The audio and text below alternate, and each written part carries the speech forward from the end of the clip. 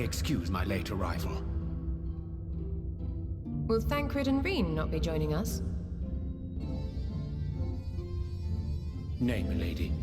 With apologies to all, they beg leave to pursue their investigation of the empty to its conclusion.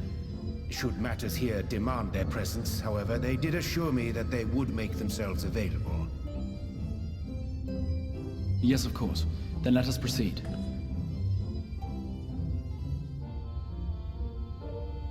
I think it best that you begin by providing a summary of Mistress Kryle's findings.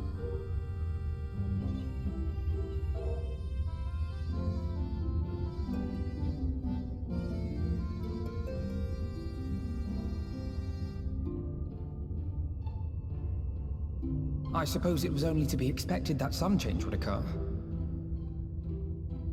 Yet our souls seem unaffected, to my eye at least. How long they will remain so is another question. Kryle is right. It is imperative we find a way to return to the source. Perhaps an explanation of the method by which I brought you here will yield some inspiration. Ere I begin, it must be noted that I am by no means a gifted mage. In order to employ powerful magics, I must rely upon the Crystal Tower and its boundless reservoirs of energy. The magic that summoned you was no exception. 'Tis a singular spell, adapted through painstaking effort from the technique that transported me to the First. To use an analogy, it works by cutting a hole in the fabric of reality. A hole tailored to the object of summoning, through which it and it alone may pass unscathed. Though I succeeded in creating said hole, I failed to latch onto my intended target. Instead of you, the spell found those close to you, and ended up summoning them in their incomplete state.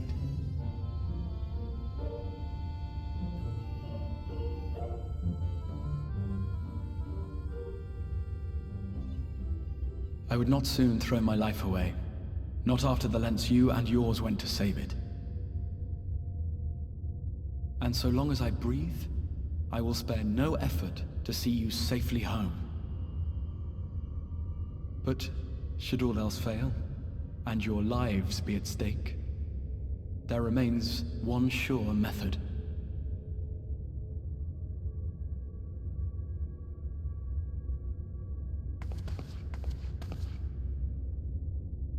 Oh!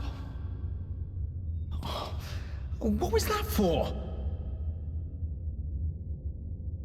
How can you even entertain such thoughts?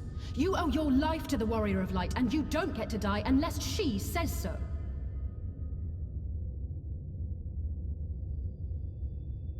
Your followers await your divine judgment.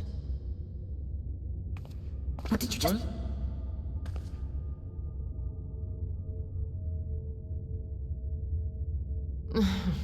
If the two of you have finished, perhaps we could return to our discussion? Rather than dwelling upon the multiple failed attempts at transference, I think it would behoove us to focus on the solitary success.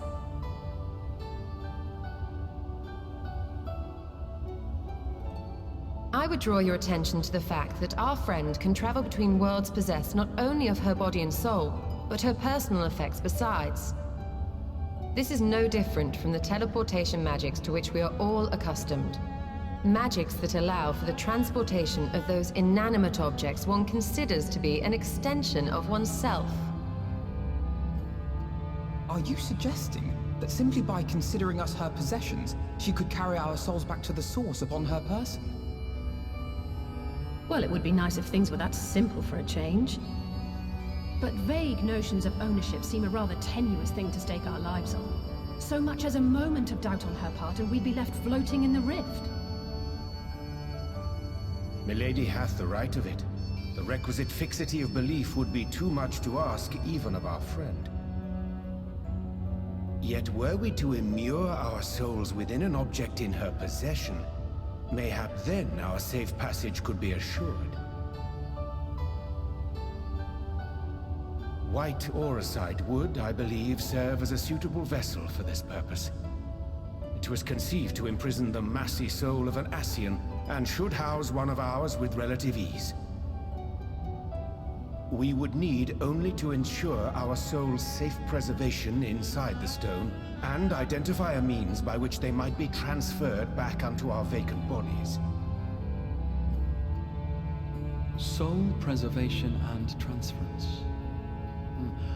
I believe I know of someone who may be able to assist us. On the far shore of the source, there stands a great palace built by the elves.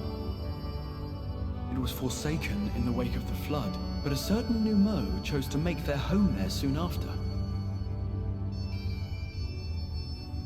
Though they have long lived as a recluse, they once occupied a place of honor in Verbert's royal court, and it is said that none in all of Norvrand is more knowledgeable than they on matters of the soul. Well, I've no objection to seeking a helping hand, but if they've gone to such lengths to hide themselves away from the world, what makes you think they'd be willing to lend us one?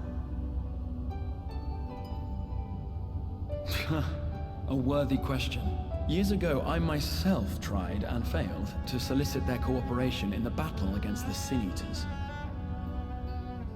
No sooner had I begun to make my plea than they unleashed a swarm of their familiars upon me. Unlike me, however, you have curried favor with the Fae folk. By that merit alone, I am hopeful that they would grant you an audience. They may still be inclined to turn you away, of course, but if their knowledge might feasibly facilitate your return home, we have to try.